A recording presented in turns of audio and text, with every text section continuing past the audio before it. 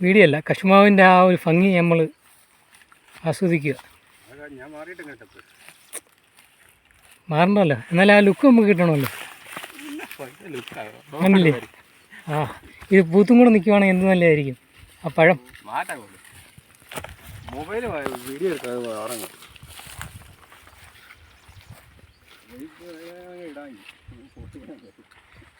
ഇന്നുകൊണ്ട് എന്തായാലും നട്ടു തീർക്കാൻ പറ്റത്തില്ലേ?